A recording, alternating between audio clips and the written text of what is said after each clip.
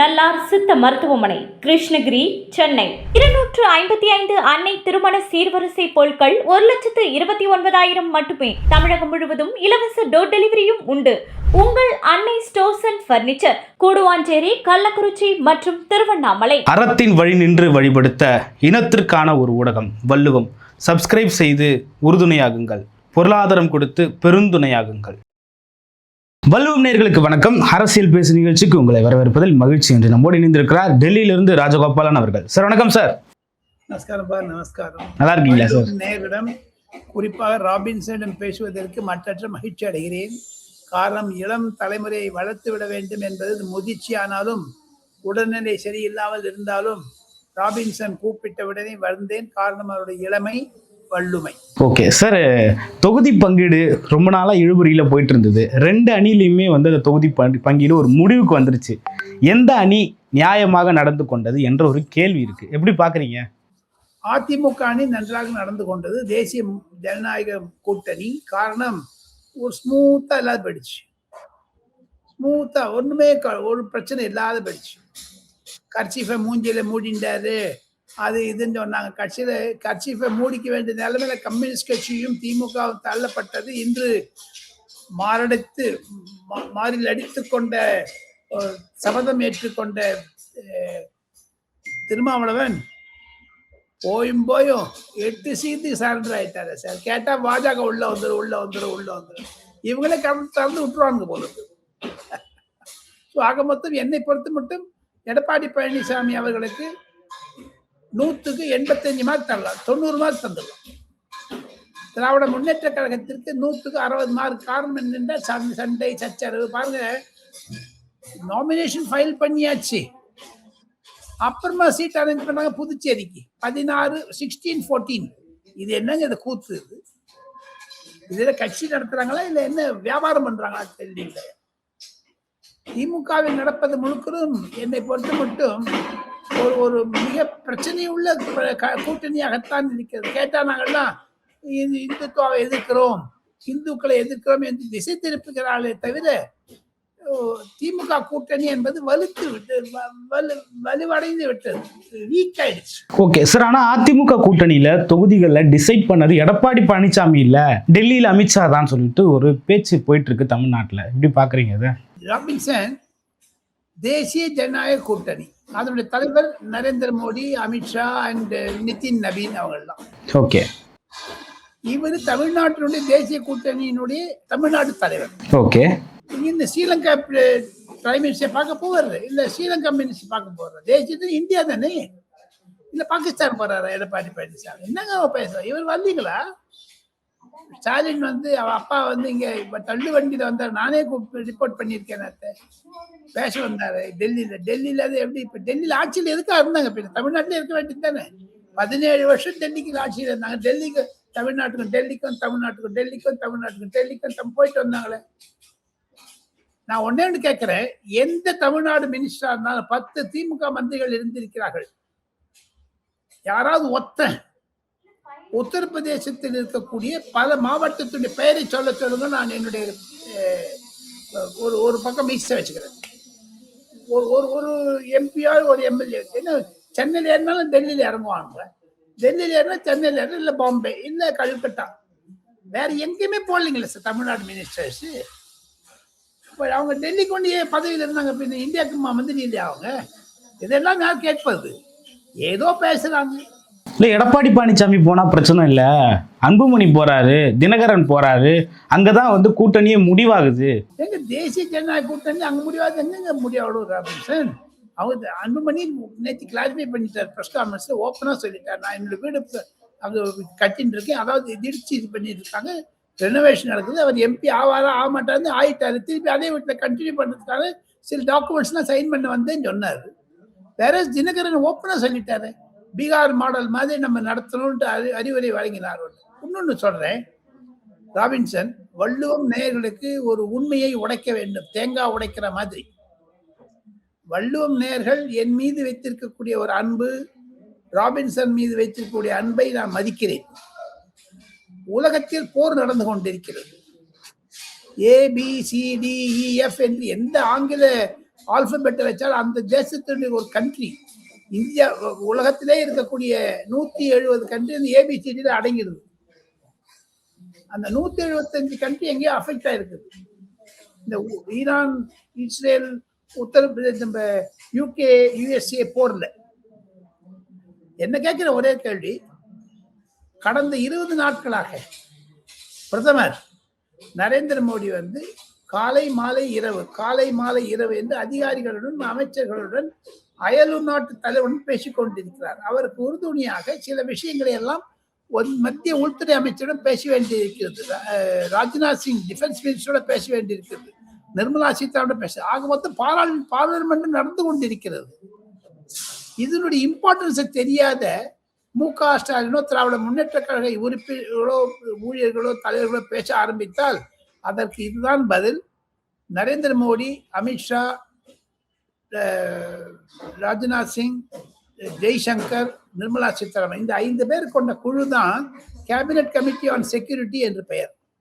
அது பிரதிதினம் கூடி எண்ணெய் எப்படி வரவழைக்கிறது, இது பெட்ரோல், டீசல் பிளஸ் நாங்கள் தவிர கப்பல் வந்து 24 கப்பல் வர வேண்டியது அந்த ஹோர்மோஸ்ங்கிற தீவிலிருந்து, கால்வாயிலிருந்து 2 கப்பலை விட்டாங்க. பிரைம் மினிஸ்டர் பேசினாரு, அப்புறம் பிரசிடென்ட் பேசினாரு. நம்ம கப்பலுக்காக அமெரிக்கன் கப்பல் நம்மளுக்கு பாதுகாத்துன்னு வெளில கொண்டு வந்து விட்டு அந்த 40-50 கிலோமீட்டர் எங்கெங்க யுத்தம் நடக்குதுங்களோ. அதை தவிர துபாய் ஏர்போர்ட்டு, அபுதாபி ஏர்போர்ட்டு, இது ஹாங்காங், அது நிறைய இடத்துல அடிச்சிருக்காங்க போட்டு. இந்தியாவில் இருக்கக்கூடிய இந்தியர்கள் கிட்டத்தட்ட 1 கோடி பேர் அந்த கல்ஃப் ரீஜன்ல மாட்டிட்டு இருக்காங்க. அவங்களெல்லாம் ரீபோர்ட் பண்ணி ஆகணும். அதுக்கெல்லாம் கோஆர்டினேட் பண்ணி ஆகணும். 40 பிளேன் போச்சு தம்பி இந்தியாவிலேருந்து அவங்களை கூப்பிட்டு வரதுக்கு. இதையெல்லாம் புரிந்து கொள்ளாமல் மு.க. ஸ்டாலினுக்கு புரியும், முதலமைச்சராக இருக்கிறார். ஆனால் நான் எடப்பாடி பழனிசாமி சொல்லுவது மாதிரி நான் சொல்ல மாட்டேன், வாயத்தாலும் சொல்ல மாட்டேன். பொம்மை முதலமைச்சர் நான் சொல்ல மாட்டேன். ஏன் தெரியுமோ, முதலமைச்சருக்கு தெரியும், தெரியாத மாதிரி ஆக்ட் பண்றது. தூங்குறவனு எழுப்பலாம், முழிச்சுட்டு இருக்கணும் எழுப்ப முடியாது. அவருக்கு தெரியும் ஏதோ ஒரு சாக்கடை மாதிரி போடணுமே. திமுக வந்து டெல்லி டெல்லி டெல்லி டெல்லின்னு ஒரு நாள் இங்க வந்து உட்கார்ந்து பார்க்க முடியுமா அவரால? நரேந்திர மோடி, அமித்ஷா செய்யற மாதிரி ஒரு நாளைக்கு செய்ய முடியுமா? வேந்தன் வயல் அந்த இடத்துக்கு போனாரா முதலமைச்சர்? கேட்டா மணிப்பூர் போனாரான்னு கேட்பாங்க. இது ஒரு ஏட்டிக்கு போட்டி திமுக தானே. ஒண்ணு வச்சுங்க ராபின்சன், இதே முதலமைச்சர் அவர்கள் 22,000 பேர்கள் ஏன் விதவைகள் ஆனார்கள் கடந்த 5 வருடத்தில் என்பதற்கு பதில் சொல்ல ஒரு துப்பு இல்லாத, திராணி இல்லாத திமுக நீதி பற்றி பேசக்கூடாது என்பதுதான் என்னுடைய கருத்து. போதைப் பொருள் சாகரான தமிழ்நாட்டில் பெண் மாணவர்கள்லாம். என்னுடைய டியர் ஃப்ரெண்ட், என்னோட கிளாஸ்மேட்டுங்க, அவனுடைய மருமகன் மகள் 2 பேருமே ட்ரக் அடிக்ட்டுங்க. ஊசி போட்டு அத்தேனும். இதை செய்தது, துரோகம் செய்தது திராவிட முன்னேற்ற கழகம், குறிப்பாக முதலமைச்சர் மு.க. ஸ்டாலின். அவங்க டெல்லியிலுங்க, தமிழ்நாட்டில் என்ன போயிடுச்சு கீழ்ச்சிங்க நீங்க. இதையெல்லாம் பேசி வந்து இந்த காரணத்தினால தான் அமித்ஷா வரலைங்க தமிழ்நாட்டுக்கு. அதனால்தான் எடப்பாடி பழனிசாமி டெல்லிக்கு கூப்பிட்டுருக்காரு. அதனாலதான் வந்த இப்ப அமித்ஷா வரனாருன்னா 4 hours ஆகுதுங்க. திருச்சி வரான்னு வச்சுங்க, டெல்லி பேச்சு 4 and 4 8 hours ஆயிடுச்சு. அந்த 8 hours ஏதாவது சில ரகசியங்கள்லாம் பேசணுங்க யுத்தம் நடக்கும்போது. ஒண்ணு ராபின்சன், உங்களுக்கு திருமணம் ஆக போகுது. இப்போ உங்க வீட்டுல நிறைய பேர் வரிசை எடுத்துட்டு வருவாங்க, சீரிஸ். இந்த வீட்டுல இருந்து வருவாங்க, அந்த வீட்டுல இருந்து. உங்க அக்காவே சொல்லும், இந்த தம்பி கல்யாணத்துல எனக்கு வந்து ஒரு 10 பவுன் போட. என் தங்கச்சியே சொல்லிச்சு, அது 5 பவுன் போடல வேணும். இது மாதிரி குட்டி குட்டி பிரச்சனை இருக்கும் கல்யாணம் பண்ணா. ஒரு போர் நடக்கும் பொழுது ஒரு அரசாங்கமே ஆடுங்க. பிரதமர் இன்று ராஜ்யசபாவில் பேசினார், நேற்று லோக்சபாவில் பேசினார். அதனுடைய சாராம்சத்தை இதை மு.க. ஸ்டாலின் புரிந்து கொள்ள வேண்டுமே தவிர அவர் வந்து அறியாமையினால் பேசுகிறாரா அல்லது அறிந்து பேசுகிறாரா தெரியவில்லை. ஓகே சார், திமுக கூட்டணிக்குள்ள அந்த இழுபறி முடிவுக்கு வந்தாலுமே சின்ன சின்ன சலசலப்புகள் அந்த கூட்டணிக்குள்ள தெரியறது நம்ம பார்க்குறோம். பிரதானமாக சொல்ல போனோம்னா தமிழக வாழ்மை கட்சியினுடைய தலைவர் வேல்முருகன் அவர்கள் கட்சியிலிருந்து, கூட்டணியிலிருந்து வெளியேறி இருக்காரு. காங்கிரஸும் கம்யூனிஸ்ட், விசிகா 3மே வந்து அந்த கூட்டணியில மீண்டும் இடம்பெறுது. விசிகாவுக்கு 8 தொகுதிகள் கொடுத்துருக்காங்க. எப்படி பாக்குறீங்க இதெல்லாம்? பாஜக உள்ள வந்துடக்கூடாது. அவங்க சொல்ற பதில் சொல்றேன். பாஜக உள்ள வந்துடும், பாஜக உள்ள வந்துடும், பாஜக உள்ள வந்துடும், பாஜக. இந்த பயத்திலேயே அவங்க செத்து போறாங்க சார். அந்த கூட்டணி இருங்குகிறது, கொலாப்ஸ் ஆகுது. எதுக்குங்க பாஜக அப்படி பயப்படணும்? உங்களுக்கு என்ன பண்ணாங்க அவங்க? அரவிந்த் கெஜ்ரிவால் மாதிரி ஜெயிலில் அடிச்சாரா மு.க. ஸ்டாலினையும் இல்லை துரைமுருகனையும்? அதே ஒருத்தர் கே.என். நேருவுக்கு இவ்வளவு பாதுகாப்பு கொடுக்கக்கூடிய முதலமைச்சர் மு.க. ஸ்டாலின் என்னை கேட்டால் நான் உண்மையாக சொல்ல வேண்டும் என்றால் நரேந்திர மோடிக்கு வணங்க வேண்டும். நரேந்திர மோடி இவ்வளவு ஃப்ரீயா விட்டு வச்சிருக்காரு அமித்ஷா எல்லாம். ஏதோ ஒரு காரணம் இருக்குது. அது தவேகா தலைவர் விஜய் சொல்வது 100% உண்மை. கனிமொழியும் அமித்ஷாவும் இன்று பாதை பேசிக் கொண்டிருந்தே நான் பார்லிமெண்ட்ல பார்த்தேன். என்னங்க ரகசியம் வேண்டி கிடக்கு? அப்படி திமுகவிற்கும் பாஜகவிற்கும் என்ன தொடர்பு இருக்கிறது? எதுக்காக வந்து அரசு பண்ண கே.என். நேரு எடப்பாடி பழனிசாமி 3 தடவை சொல்லிட்டாரு. இவங்க போய் ஸ்டே வாங்கி வச்சிருக்காங்க. இப்ப அடுத்து இன்னொரு மந்திரி ஜெயில போற. எல்லாத்தோட ஒரு மானக்கேடுங்க. ஒரு மத்திய அரசாங்கத்தினுடைய அனுமதி பெற்று தமிழகத்திற்கு UPSC என்று சொல்லக்கூடிய யூனியன் பப்ளிக் சர்வீஸ் மூலமாக ஒரு டிஜிபி அப்பாயின்ட் பண்ண முடியல. அவங்களுக்கு பேசுறாரு. நீட்டுக்கு ஏமாத்தின மாதிரி டிஜிபி ஏமாத்தினாக்க. ஓகே சார், 6ல இருந்து 8ன்றது ஒரு குட் நம்பர் தானே சார்? அது 2 டிஜிட். அது 2 டிஜிட் இல்ல, இருந்தாலும் ஒரு ப்ரமோஷன் மாதிரி தீர்மானம் போட்டாங்களே. இன்னும் ஹோட்டல்ல உட்காந்து சாப்பிட்டாங்க நேத்தி. இந்த இந்த இந்த திருமாவளவனுடைய கபட நாடகம் என்பது வெளிமட்டம் தான். உள்ளெல்லாம் பணத்தை சரணடைந்து விடுகிறார்கள். அது ஸ்டாலினுக்கு நன்றாக தெரியும். அது மாதிரி தான் இங்க வைகோ பேசாத பேச்சாங்க ஸ்டாலினை பத்தி, உதயநிதியை பத்தி. இன்னைக்கு எப்படி சரண்டர் ஆயிருக்காரு பாருங்க. அதை தவிர நம்ம இன்னொருத்தர் இருக்கார். அவர் பேர் என்ன? உலக நாயகன் கமலஹாசன். இந்த ஒரு கொம்பு இருக்குது பாருங்க. கொம்பை நிக்க வைங்க, நீங்க கையெடுத்துட்டு தொப்பு கீழே விழுந்துரும். அந்த மாதிரி கீழே விழுந்து தலையில பாட்டு மு.க. ஸ்டாலின் பார்த்தோன்னே கொம்பு விழுற மாதிரி விழுறாரு அவர். அவ்வளவு பெரிய நடிகர் யாரும் இல்லைங்கிற இந்த விஷயத்துல தான் 2 பேர்களை தமிழ்நாட்டில் அரசியலில் புதியதாக இருந்தால், புதியதுன்னு இல்லை, ஓல்டு ஹேண்ட். அதை தவிர விஜய் கூட்டணி வேண்டாம்னு கரெக்டா இருக்காரு. அந்த மாதிரி தெய்வ தனியார் போட்டி இருந்த வேண்டானுங்க திமுக. இப்ப சீமான் இருக்காரு, 50% விமனுக்கு ரிசர்வேஷன் கொடுத்து முடிச்சிட்டாரு. லிஸ்ட் அனௌன்ஸ் பண்ணியாச்சு. இன்று நான் ஒரு பிரேக்கிங் ஸ்டோரி வள்ளுவம் நேயர்களுக்கு சொல்ல ஆசைப்படுகிறேன் ராபின்சன் மூலமாக. இன்று காலை நாடாளுமன்றத்தில் 816 எம்பிக்களை கொண்ட புது நாடாளுமன்றம் 2029 தேர்ந்தெடுக்கப்பட இருக்கிறது. 20% 33% விமன் ரிசர்வேஷன் பில்ல நரேந்திர மோடி மீண்டும் கொண்டு வருகிறார். அது இந்த வருஷமே கொண்டு வந்துடுறாரு. அதுல சீமானை நாம் தமிழர் கட்சி பார்த்துதான் அவர் காப்பி அடிச்சாரோ நரேந்திர மோடி என்று சொல்லக்கூடிய அளவிற்கு 33% சீமான் 50% கொடுத்துட்டாரு விமன் கேண்டிடேட். எந்த திராவிட முன்னேற்ற கழகம் கொடுக்க முடியுமா பாருங்க? ஒண்ணுமே இல்லைங்க. இந்த பேச்சு குழுல கனிமொழி இருக்காங்களே தவிர இன்னொரு பொம்பளாடி போட முடியல. அங்க காலே இல்லையே ஆளுங்களே, லேடிஸ் யாருமே இல்லையே. அதே மாதிரி அதிமுக இல்லையே, அதே மாதிரி பாஜக இல்லையே. எந்த தைரியத்துல வந்து 33% கொடுத்துட்டு இப்ப பாருங்க. ஒண்ணு சொல்றேன், தமிழகத்தில் இப்பொழுது 39 பாராளுமன்ற தொகுதிகள் இருக்கின்றன. இந்த 816 இன்க்ரீஸ் பண்ணாங்கன்னா 543 இன்க்ரீஸ் பண்ணாங்கன்னா தமிழ்நாட்டோட 20 நாடாளுமன்றம் எக்ஸ்ட்ரா ஆகும். அங்க 20 நாடாளுமன்ற பெண் உறுப்பினர்கள் வந்தால் ஃபர்ஸ்ட் ஆஃப் ஆல் பஞ்சாயத்து மாதிரி ஆயிடும். ஒய்ஃப் எல்லாம் வந்துருவாங்க, ஹஸ்பண்ட் வந்து வியாபாரம் பண்ணுவாங்க. இப்ப திமுக தலைவர் பஞ்சாயத்து தலைவர்ல என்ன பண்ணாங்க அந்த மாதிரி. அதை தவிர நான் ஒரு பிரேக்கிங் ஸ்டோரியோட சொல்றேன். 2031 தமிழக சட்டமன்ற தேர்தலில் தமிழகத்தில் 234 தொகுதிகள் இருக்காது, 300 தொகுதிகள் இருக்கும். இப்ப வந்து அது எப்படி எவ்வளவு எக்ஸ்ட்ரா போட போறாங்க? இங்க 20 இன்க்ரீஸ் பண்ணாங்கன்னா தமிழ்நாடு அசம்பிளிலையும் இன்க்ரீஸ் ஆகும். அதற்காகவே தயார் பண்ணிக்கிறார் தன்னுடைய கட்சியையும் பொதுமக்களையும் வாக்காளர்களையும் சீமான். அதை சீமான தெரிஞ்சுக்கிறது கூட ஸ்டாலினுக்கு தெரியலையே. இது டெல்லியில் நடக்கக்கூடிய முக்கியமான செய்தி. இது நாளைக்கு பார்லிமெண்ட்ல இன்ட்ரோடியூஸ் பண்ண போறாங்க. அதுல ஒரு அரசியல் இருந்தாலும் வள்ளுவம் நேயர்களுக்கு தெரியும். இந்த பெண் ரிசர்வேஷன் மசோதா வந்ததுன்னு வச்சுங்க, முதல் அடிப்படை போகுது திராவிட முன்னேற்ற கழகம். அது உதயநிதிக்கு எதிர்த்து குரல் கொடுப்பார்கள். கனிமொழி 20 எம்பிக்கு அதிகமா போயிட்டாங்கன்னா அவங்க தான் they are going to dominate. Okay sir, Kanimozhi அவர்கள் வந்து மாநில அரசியலுக்குள்ள வரணும் அப்படின்னு சொல்லிட்டு ரொம்ப நாளா விருப்பம் தெரிவிச்சிட்டு இருக்கிறதா சொல்லப்படுது. ஆனா யாரோ ஒருவர் தடுக்கிறதாக அங்க ஒரு செய்திகள் வெளியே வந்துட்டு இருக்கு. யாரா இருக்கும் அது? கனிமொழி மாநில அரசியல் உதயநிதியாகத்தான் இருக்கும் என்று டெல்லி பேசுகிறார்கள். காரணம், கனிமொழி வந்து நேஷனல்ல ஒண்ணுமே கிடைக்கலைங்க, மந்திரி கிடைக்கலைங்க. ராஜாவான மந்திரியா இருந்தாரு, டிஆர் பாலு மந்திரி இருந்தாரு. இந்த மாதிரி லீடர் ஆஃப் தி டிஎம்கே பார்ட்டியா இருக்குது.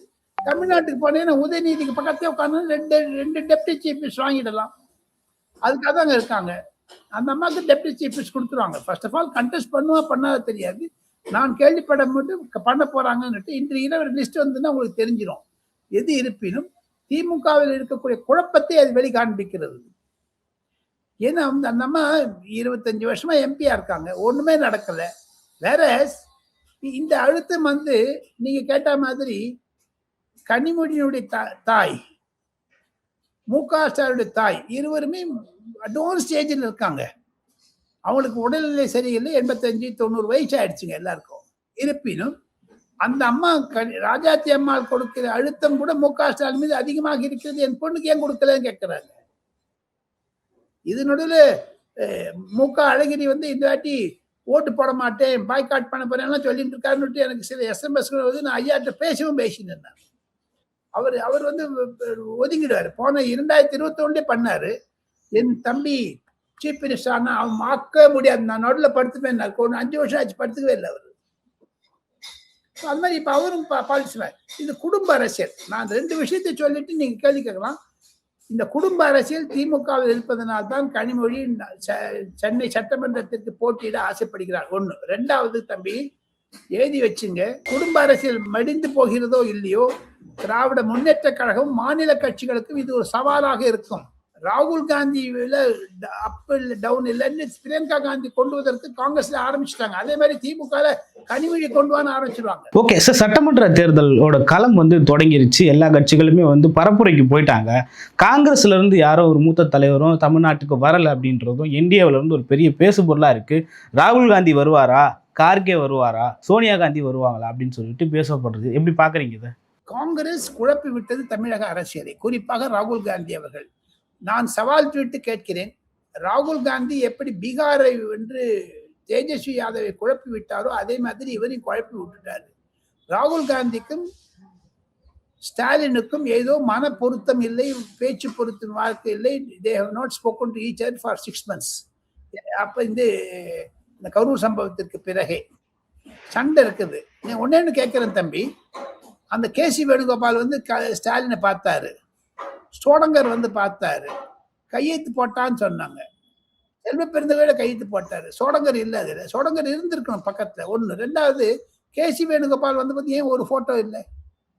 இங்க கனிமொழி வந்து பார்த்தாங்க, ஏன் ஒரு போட்டோ இல்லை? அது அத்தாட்சி எவிடன்ஸ் வரக்கூடாதுன்னு பாக்குறாங்க. ராஜா வந்து கூனூர்ல ஊட்டியில ராகுல் காந்தி பார்த்தாரு. பராசக்தி படம் 2 பேரும் சேர்ந்து பார்க்கலாம் ஸ்டாலின் அவங்களும் சொல்லிட்டு ஒரு டிக்கெட்லாம் புக் பண்ணிட்டாங்க, ஹாஸ்டல்லாம் புக் பண்ணியாச்சு. அன்னைக்கு சாயங்காலம் கட்சியில் கேன்சல் பண்ணிட்டாரு. ஸோ ஆக மொத்தம் ராகுல் காந்தி தமிழகத்தின் மீது வஞ்சிக்கிறார். தமிழக காங்கிரஸில் சரியில்லை, அவருக்கு தாவேகாவுடன் போக வேண்டும் என்ற பிரியம் இருந்தது. அதை கெடுத்தது ப. சிதம்பரமும் ஸ்டாலினும். அது அவர் உணர்ந்திருக்கிறார். தாய்க்கும் மகனுக்குமே ஒரு சண்டையை உருவாக்கிய மு.க. ஸ்டாலின் குறிப்பாக சோனியா காந்தி அம்மையார் மூலமாக இந்த அலையன்ஸை கொடுத்தாங்களே தவிர 28. அதை தவிர கிறிஸ்டோபர் திலக்கில் வந்திருக்காரு, வரவேற்கிறோம். அது வந்து தப்பே கிடையாது, எல்லா இளைஞர்களும் வரணும். தமிழ்நாட்டில் இல்லாத சீனியர் காங்கிரஸ் லீடருங்களா எல்லாருமே கேட்குறாங்க, கூகுள் பார்த்து படிக்க வேண்டியது யாரும் தெரியலன்னு. ஆனால் அதே சமயத்தில் ராகுல் காந்தி தமிழகத்திற்கு வஞ்சித்தார் என்பதை மீண்டும் சொல்லுகிறேன். அதனால்தான் வரல. ராகுல் காந்தி 2 கூட்டத்தை வந்துட்டு போயிடுவார், அவ்வளவுதான். எப்படி இருந்தாலும் அவங்க ஜெயிக்க போறாங்க ஒரு இம்ப்ரெஷன்ல இருக்காரு. நான் இன்னொன்று சொல்றேன், ஒரு மிக முக்கியமான விஷயம். தமிழக தேர்தல் களம் ராகுல் இந்த கிறிஸ்டோபர் திலக் ஜெயித்த பிறகு ராகுல் காந்தி நோன்புக்கு முன்னாடி, ரம்ஜான் நோம்புக்கு முன்னாடி விஜய் பேசியிருக்காரு, செக்யூலரிஸ்ட் பார்ட்டி தான் நானு அப்படின்னு. அதை வரவேற்றிருக்கிறார் ராகுல் காந்தி. அன்று இரவு, ரம்ஜான் அன்று இரவு, ராகுல் காந்தியுடைய ஆப்த நண்பர் பிரவீன் சக்கரவர்த்தியும் மாணிக் தாக்கூரும் விஜயுடன் பேசியிருக்கிறார்கள். என்ன பேசினாங்க தெரியுமா? பாண்டிச்சேரியில என் ரங்கசாமி காங்கிரஸ் விசி இது தாவேக்கா 3 வந்து ஆட்சி பிடிக்கலான்னு. அப்போ கேரளாவில் என்ன ஆகும்? சப்போஸ் இங்கே வந்து பாண்டிச்சேரியில் ஒரு அலையன்ஸ் வித் டிவிக்கே, தமிழ்நாட்டில் டிவிக்கே இல்லையா, அவங்க தமிழ்நாட்டிலையும் வெளில போக இருந்தாங்க. இதையெல்லாம் வைத்து பார்த்தால் கண்டிப்பாக ராகுல் காந்தி குழப்பி விட்டார். ராகுல் காந்தி மு.க. ஸ்டாலின் ஒரு மேடையில் தோன்றுவார்களா என்று கூட அச்சம் இருக்கிறது. இந்த லட்சணத்தை வாய்க்கிழியே பேசுறாங்க. எடப்பாடி பழனிசாமி டெல்லிக்கு போனாரு, ராகுல் காந்தி ஏன் சென்னை வரல? அதை கேளுங்க சார். திமுக சொல்றாங்க உங்களுக்கு தான் அமித்ஷாவும் மோடியும் தேவை, எங்களுக்கு ஸ்டாலின் மட்டும் போதும். ராகுல் காந்தி ஏன் பயப்பட்டாரு? பின்ன தாவேக்காகிட்ட ஏன் பயப்பட்டாரு? 2 பேரும் ஒன்னா சேர்ந்துடான்னு பயப்பட்டாரு இல்ல. அவர் பயம் இருக்குது இல்ல உள்ள. அதுதான் டிடி நல்லா சொன்னாரு, கரெக்டா சொன்னாரு. நாங்க டெல்லி போனா, அது எடப்பாடி பழனிசாமி பிரஸ் கான்ஃபரன்ஸ் சொன்னாரு, எங்க டெல்லி இன்னும் ஸ்ரீலங்காவுக்கு தான் பாகிஸ்தான்ல இருக்குதுங்களா, டெல்லிக்கு வராது. இவங்க இந்த எம்பிலாம் ஏன் தினம் டெல்லிக்கு வந்துட்டு போறாங்க? இவர் ஏன் ஒரு கொடை பிடிச்சின்னு வந்தாரு டெல்லிக்கு? உதயநிதி ஏன் பிரைம் மினிஸ்டர் பார்த்தாரு தனியா வந்து, தயவுசெய்து எங்க நேரு விட்டுருங்கன்னு? இது வரைக்கும் அரெஸ்ட் பண்ணவே இல்லைங்களே சார். அந்த ரகசிய சந்திப்பு ஏன் அப்ப டெல்லிக்கு வராது இருந்தாங்களா? இப்ப ராகுல் காந்தி சரி, அதே சமயத்துல கனிமொழியும் ராஜாவும் ஊழல் செய்துவிட்டு 1,40,000 கோடிக்கு ஊழல் செய்துவிட்டு எந்த ஊர்ல, திகார்ல ஜெயில இருந்து எந்த ஊருங்க அது? தமிழ்நாடா? புழேரியாது, டெல்லி தானே. டெல்லி வரக்கூடாது. அப்போ ஸ்டாலின் எதுக்கு பிச்சை எடுக்கிறார்? பணம் கொடு பணம் கொடு பணம் கொடு பணம் டெல்லியில. நீங்க நோட்டு அடிங்கள பார்ப்போம். நல்ல வேலை அம்பேத்கர் வந்து நோட்டு அடிக்கணும்னு சொல்லாது இருந்தார் கான்ஸ்டியூஷன்ல. இல்லாம நோட் கடிச்சிட்டு இது பண்ணியிருப்பாங்க. அதுதான் நரேந்திர மோடி சொன்னா எல்லாமே கூகுள் பேல பண்ணிடுன்னு. Okay sir. மும்பையில் வந்து அரசியல் களம், தமிழ்நாட்டோட அரசியல் களம் தீர்மானிக்கப்படுகிறதுன்னு சொல்லிட்டு சொல்லப்படுது. சசிகலா மும்பை பயணம் பண்றாங்க, விஜய் மும்பைக்கு போறாரு. சசிகலா, ராமதாஸ், விஜய் கூட்டணி சாத்தியமா சார்? யோசிக்க வேண்டியது. மும்பையில் யார் இருக்காங்க சார்? விஜய் போன வாரம் வளகாப்புக்காக மும்பைக்கு போயிருந்தாரு. சசிகலாவும் போறதா சொல்லியிருந்தாங்க. வந்தாரு, சசிகலாவும் போறதாவும் சொன்னாங்க. அந்த மாதிரி ஒன்றும் என் காதல் வரல. அண்ட் செகண்ட் திங், விஜய் வந்து இனிமேல் காங்கிரஸ் நம்ப மாட்டாரு, பிஜேபி நம்ப மாட்டாரு. தேர்தல் முடிந்த பிறகு அவர் கமல்ஹாசன் மாதிரி தொப்புனு கீழே ஊர்ந்தாலும் ஆச்சரியப்படுவதற்கு இல்லை. காரணம், அவருடைய நிலைப்பாடு என்பது என்னை பொறுத்த மட்டும் எடப்பாடி பழனிசாமியுடன் அரவணைத்து போனா 2 படகுல நீ டிராவல் பண்ண முடியாது. இது வந்து தமிழ்நாடு, இது வந்து டெல்லி. நீங்க 2 கால் வச்சு நடக்க முடியாது. ஒரு காலில் ஊந்துடுவீங்க. 2 படகுல போனீங்கன்னா அவுட். Okay sir. அப்ப அந்த 3 பேரோட கூட்டணி சாத்தியம் இல்லையா சார்? காங்கிரஸ், சசிகலாவும் ராமதாஸ் அவர்களும் விஜய் அவர்களும் கூட்டணி சாத்தியம் இல்லையா சார்? இப்ப சத்திக்கு இருக்க மாதிரி தெரியலீங்க. இன்னும் 10 நாள் இருக்கு. 10 நாள் இல்லை, 6 நாள் இருக்குது. 6 நாள்ல எது ஒண்ணா நடந்து சசிகலா வந்ததுனால விஜய்க்கு வந்து மவுசு வரும்னு எனக்கு தோணலைங்க. Okay sir. புதுச்சேரியில விஜயோட வேட்பாளர்கள் அறிவிச்சிருக்காங்க. அந்த வேட்பாளர்கள்ல பாதிக்கும் மேற்பட்டோர் வந்து அதிமுகவிலிருந்து விலகியவர்களும் பாஜகவிலிருந்து விலகியவர்களும் இருக்கிறாங்க. அது எப்படி நம்ம எடுத்துக்கலாம்? அது ஒரு கன்ஃபியூஸ்டா தான் இருக்குது. புதுச்சேரியை பொறுத்த மட்டும் குழப்பம் நிறைய இருக்கிறது. ரங்கசாமி அவர்களே சேலத்துக்கு வந்து உட்காந்துட்டு பியூஷ் கோயலுடைய நண்பர் அமித்ஷாவுக்கு இடதுகரம் மன்டோக் சிங் மாண்டவியாவை பார்க்காமல் தவித்தார். அப்பவே தெரிஞ்சுண்டு அந்த மார்ட்டினுடைய உறவினர் அந்த எல்கேஜி எல்பிஜி இது ஒன்று இருக்குது, அந்த பாட்டி, அதை சேர்க்கக்கூடாதுன்னாங்க. பணம் வந்தானே கொடுக்குறாரு. ஆக மொத்தம் ஒரு பிரச்சனை என்று கேட்டால் அதில் பாண்டிச்சேரியில் திமுகவும் காங்கிரஸும் ஒன்னா வந்ததை தவிர உள்ள பாருங்க, வி நாராயணசாமி காத்துல விட்டாங்க. வி நாராயணசாமிக்கு வயசு தெரியல, வைத்தியன் சொல்றாரு. நான் ஒரே ஒரு கேட்கிறேன், சோனியா காந்திக்கு என்ன வயசுங்க? அதை தவிர துரைமுருகனுக்கு என்ன வயசு? அதை தவிர மல்லிகார்ஜுன் கர்கேக்கு என்ன வயசு? வயசை பத்தி சொல்லக்கூடாது. அது மாட்டினாங்க. பாண்டிச்சேரியில திமுக ரொம்ப ஹாப்பியா இருக்கு தெரியுமா உங்களுக்கு? ஓட விட்டாங்க திமுக வந்து காங்கிரஸ் ஓட விட்ட. தமிழ்நாடுக்கு வஞ்சித்தார்கள் பாண்டிச்சேரி திமுகவினர். ஜெகத்ரா கஷ்டம் வந்திச்சார். இந்த தேர்தலுடைய சாராம்சம் என்ன என்று கேட்டால் ராபின்சன், இந்த தேர்தல் சாராம்சம் ராகுல் காந்தி தமிழகத்தை அவமதித்தார். இரண்டாவதாக சிறு கட்சிகள் பிளந்தன, மாவட்ட கட்சிகள் ஆகிவிட்டது பல. விடுதலை சிறுத்தை கட்சி இந்த முறை தோற்றுவிட்டாலும் ஆச்சரியப்படுவதற்கில்லை. காரணம், அவர் வந்து 12லேருந்து 18 டொப்புக்கு கீழே குதிச்சிட்டார். ஏனில இறங்குது, பரம்புவது சோபானம், ஸ்னேக் அண்ட் லேடர். அந்த கேபிள் அப்படி ஏறாரு, டொப்பு கீழே ஊந்தாரு. கம்யூனிஸ்ட் கட்சி வந்து 5 சீட்டு வாங்கிருந்து above the table 5 seat, below the table 25 கோடி. அப்படிலாம் சொல்றாங்க. அதெல்லாம் ட்வீட்ல வர ஆரம்பிச்சிடுச்சு. இதை வச்சு பாத்தீங்கன்னா தமிழகம் கற்றுக் கொடுக்கக்கூடிய ஒரு பெரிய பிரச்சனை இதுதான். திராவிட முன்னேற்ற கழகம் 2026 பொது தேர்தலில் தமிழகத்தில் சாராயம், போதைப்பொருள், பாலியல் குற்றங்கள், கற்பழிப்பு, அதை தவிர law and order, no DGP, இதெல்லாம் வச்சு பார்த்தீங்கன்னா திமுக வந்து 30-35 சீட்டு கூட வராங்க. வாங்காது தம்பி. திமுக அணி தோற்றுவிடும். பொதுமக்களிடையே ஆன்டி இன்கம்பன்சி அதிகமாக இருக்கிறது. ஓகே சார், வெஸ்ட் பெங்கால்ல அபிஷியல்ஸை மாத்தினாங்க தேர்தல் ஆணையம். தமிழ்நாட்டில் அது மாத்துறதுக்கான ஏதாவது வாய்ப்பு இருக்குமா? புதுசா நாமினேஷன் தெரியலீங்களே தம்பி. இனிமே ஆனப்புறம் அவங்க கம்ப்ளைண்ட் கொடுக்கணும். இப்ப இந்த கூட்டணி சம்மேளனம் முடிச்சிட்ட அப்புறம் எடப்பாடி பழனிசாமி மதிமுகவும் சில கம்ப்ளைண்ட் கொடுக்க போறாங்க. நிச்சயம் டிஜிபியை மாத்துவாங்க. புது டிஜிபி வருவாரு. இந்த இன்டெலிஜென்ஸ் டிஜிபி வந்து பெண்மணி அம்மாவை மாத்த போறாங்க. அதுக்கெல்லாம் ஒரு காலம் இருக்கிறது. தேர்தல் பணி ஆரம்பித்திருக்கிறதே தவிர தேர்தல் ஒன்று சூடு பிடிக்கிறேன். வெஸ்ட் பெங்காலை முடிச்சுட்டு வரப்போறாங்க. தமிழ்நாட்டில் கண்டிப்பாக 20 அதிகாரிகள் மாற்றப்படுவார்கள். எனக்கு தெரியும். ஒரு ஸ்பெஷலா உங்களுக்கு சொல்றேன். ஓகே சார், அப்படி மாத்தினாங்கன்னா தமிழ்நாட்டில் எக்ஸ் மினிஸ்டர்ஸ் யாரையாவது கைது செய்யறதுக்கான வாய்ப்பு இருக்கா சார்? KN நேரு அந்த சட்ட ரீதியாக பார்த்தால் KN நேரு ஜெயிலில் போகணுங்க. அதை தவிர செந்தில் பாலாஜி இந்த CBI கரூர் விஷயத்தை வந்தால் 2 அமைச்சர்கள் சிறையிலிருந்து போட்டியிடுவார்கள் என்றுதான் எனக்கு தெரியுது. ஓகே சார், தேர்தல் களம் சூடு பிடிச்சிருச்சு. எல்லாருமே பரப்புரைக்கு போயிட்டாங்க. முதல் கட்டமா சீமான் வந்து வேலேந்தி பரப்புரைக்கு போயிட்டாரு. முருகர் பார்த்துட்டு போயிட்டாரு. நாளை வந்து விஜய் பெரம்பூர்ல இருந்து தொடங்குறாரு. அதிமுக திமுகவும் தொடங்கிட்டாங்க.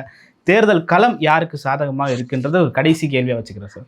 ரொம்ப டஃப்பா இருக்குங்க. என்னை பொறுத்த மட்டும் டெல்லியிலிருந்து நான் பார்க்கும்போது திமுகவிற்கு எதிர் அலை வீச தொடங்கி விட்டது தமிழக அரசியலில். அதில் அந்த எதிர் அலையை தனக்கு சாதகமாக பங்கு போட்டு போவது எடப்பாடி பழனிசாமி முதலில் இருக்கிறார். 2வது விஜய் இருக்கிறார். இந்த 2 பேருக்கு இருக்க போட்டி போக போக பாத்தீங்கன்னா 28 பேர் காங்கிரஸ் கண்டெஸ்ட் பண்றாங்களே திமுகலேருந்து. அவங்களும் தாவேகாவுடன் மறைமுக உறவு வைத்திருக்கிறார்கள். காங்கிரஸ்காரர்கள் திமுகவிற்கு ஓட்டு போட மாட்டார்கள். அதே மாதிரி அதிமுக இருக்குது, யாரும் இல்லைன்னு சொல்லல. அதே மாதிரி விஜய் கட்சியில் நீங்க பாண்டிச்சேரி சொன்னீங்க, பிஜேபி ஏடிஎம்கே வந்தவங்க, அந்த மாதிரி இருக்குது. எது இருப்பினும் என்னை பொறுத்த மட்டில் தமிழகத்தில் கூட்டாட்சி தான் இருக்கும். எடப்பாடி பழனிசாமி தலைமையில் இருக்கும். திமுக 30 சீட்டுக்கு மேல ஜெயிக்காது ஆன் இட்ஸ் ஓன் என்று சொல்லி நான் விடைபெறுகிறேன். ஓகே சார், பல்வேறு கருத்துக்களை பகிர்ந்து கொண்டீங்க. மற்றும் ஒரு கால் சந்திப்போம். நன்றி சார்.